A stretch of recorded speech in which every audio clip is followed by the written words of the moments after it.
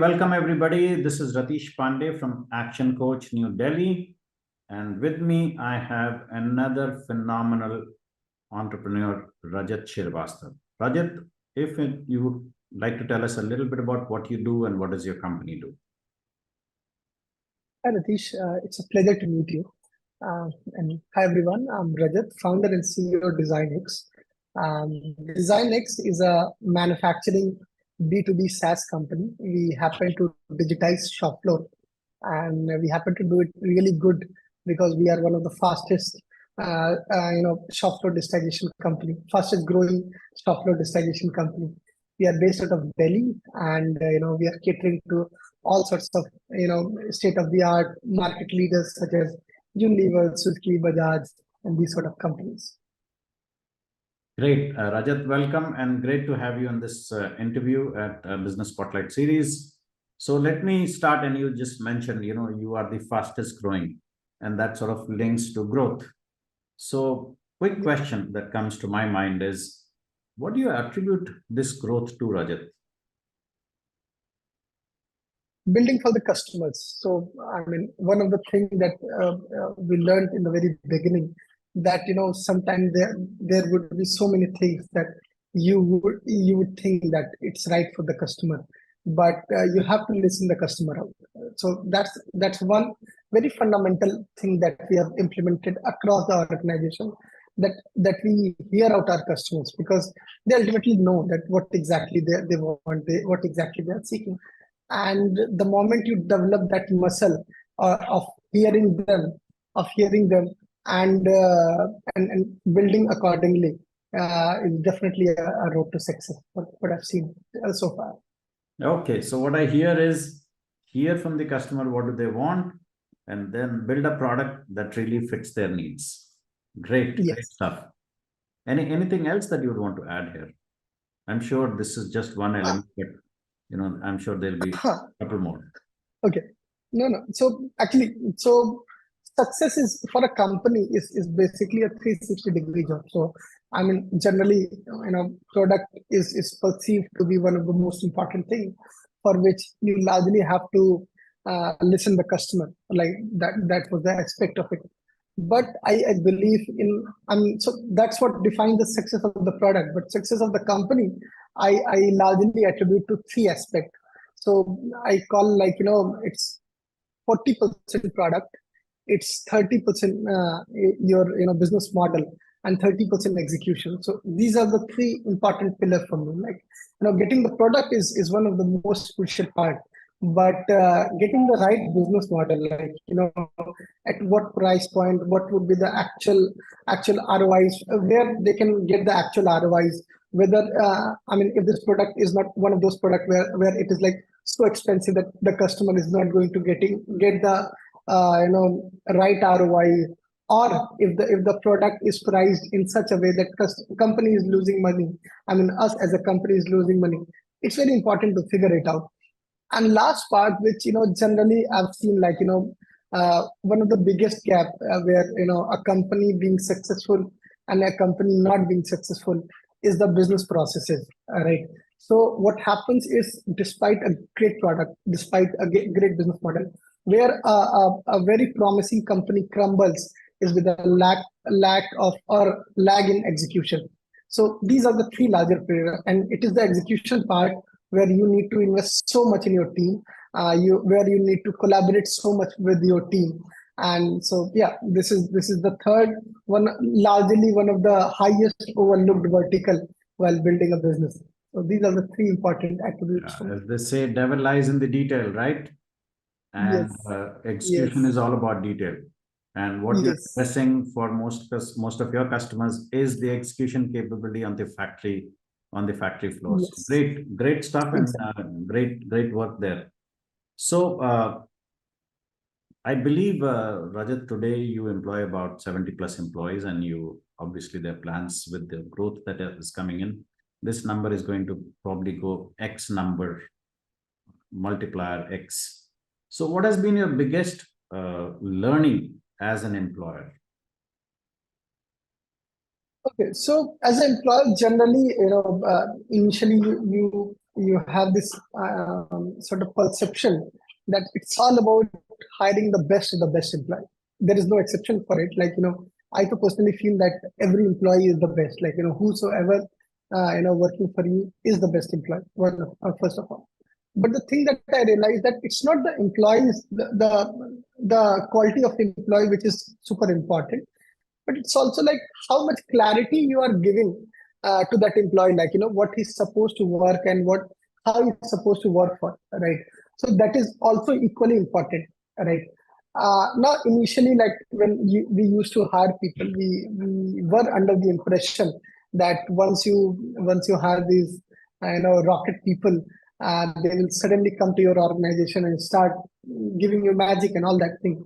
But what happens in the hindsight, that if you're not clear about the organization and the execution of the business, they get equally confused, right, as you are.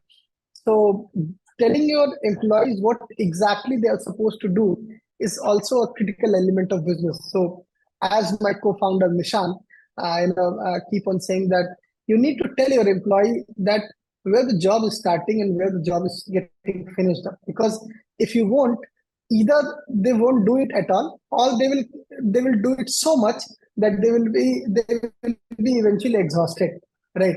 So it's very important for the decision maker. It is very important for the execution layer to define that start and end. So this is something that we implement very religiously at Designworks. I think great advice for entrepreneurs, especially startup entrepreneurs. Hire the best and then lay down the rules of the game. Provide the box within which to play. Because if you don't do that, they will just burn out pretty much, right?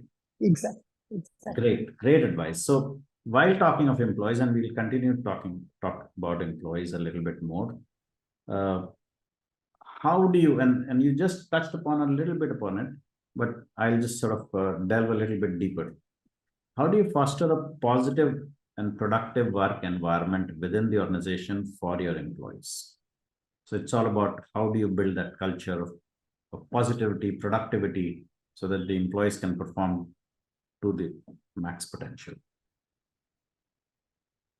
Actually, the rules is different for different layer of employees that you're hiring, right? So largely what we have seen is, the very early team that you're hiring, which eventually happens to be your core team in a longer run, you need to build a personal relationship with them, beyond the business hours, beyond the business landscape, right? They should be equally aligned onto the vision and the prospects of the company. They should have the equal clarity as you are. So yeah, so like for this particular initial layer, you have to have that cohesive sort of bonding, and you need to be friends with them. You should hang out with them. That's one of the early learning. And in fact, one of the things that we have experienced at DesignX, that we have hardly a churn of any employee. Till today,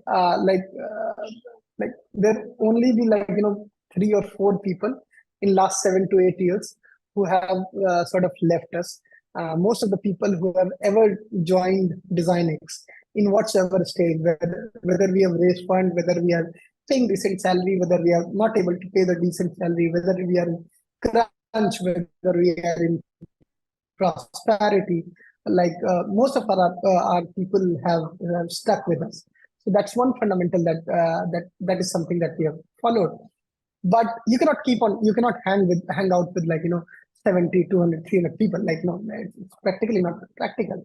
So one thing that I realized during my journey as an entrepreneur, that after certain level, it's not like how much. It's not about how much you are entertaining them, right? It's about how transparent and how sort of judicial platform you can offer them to grow, right? How much unbiased platform you can foster within the organization, so that anyone who is working there can look at those opportunities and can tell themselves, if I work, there won't be any other criteria for me to go up, right? that is the most fundamental thing that one can deploy in their organization at any scale, like creating that democratic system so that anyone have that, can see that though I'm an intern today, I can be a department head, like in 6 months of time, just if I work properly. So this one kind of aspirational environment we always maintain at Designix. I think I just learned a trick or two from you, Rajat. Great thoughts. The fact that you're promoting merit, you're looking at every employee unbiased with only how this person is performing, he or her. And that really makes a huge difference for the employees, because they know that what matters and what they bring to the table and how they perform. And of course, as you rightly said, as organizations grow, it becomes very difficult for the entrepreneurs to be in touch with every employee. But I'm sure you would be running your town halls and doing the necessary pieces around. Yes. So great. Let me sort of shift gears a little bit and talk about running a startup. Rajat, takes it, as everybody says, it's all about hustle, and hustle is all about being on 24/7. So how do you balance your time? How do you balance your time, with running a startup? And you've been doing this now for 6-7 years. So I'm sure it would have taken a toll in terms of the time the business consumes. How do you do that? Okay, so I would like to break the myth, like, it's never gonna be there's never gonna be a balance, right? Somehow you have to learn the art of doing things simultaneously. So one thing that, what I've learned through, through the different phases of my journey till today is like, when I started, obviously there was never a balance and there will be never a balance. But what I've really perfected is mindfulness. I mean, so I sort of meditate. That's one good habit that I still stick to. So one of the advantage or one of the learning that you can take away from mindfulness is like, when you're doing anything, you just do that thing. I mean, it's as simple as that. I mean, it can never be like, you're working for an office like 9 to 6, 9 to 7, and then you're spending time at your home. Sometimes it will be totally otherwise. Like, you are 9 to 9, you are working, and then you hardly get time for house. But the point is, whatever time you get for your personal space, you just be mindful about it. And also equally, like, whenever you are working, you just be mindful about that work. So that's all what I've been able to teach myself. It's like, if I'm doing something, I'll be just doing that thing, and that's pretty much take care of it. So whatever time I spend at either of the places, I sort of get the most out of it. Yeah, try to get the most out of it. It's all about M's. Huh? The mantra is Yes. Meditate and mindfulness. Yes, that is something. Great. That's a great advice to a whole bunch of startup entrepreneurs who will be probably watching this interview. So one last question before I sort of wrap this up, and this is and let me take you back to your first venture, or take you back when you were probably right out of college. If you were to start this all over again, what would you do and what would you not do to get to be more successful? Basically, what have been your learnings of, or what were the mistakes that, if you can talk about them, be brave and talk about them, for others to know, what should they avoid? So what I would do, I'll still listen to the customers, right? But what I would do even more is like, I'll say more no's than yeses. That's one key learning, that as a founder, when you start with the product, when you start with the idea, and if you are having the right product or the right idea, you definitely gonna have the adoption, right? But it is a two-edged sword, because when you'll get the adoptions, you'll also at times you'll get so many requirements which you think is slightly related to the product. We should attempt it, and you'll get tempted, and you might get deviated from your core path. that's one thing that, it's a very nuanced thing, because you still have to listen the customer, but now you have to have a little bit clarity onto your roadmap as well.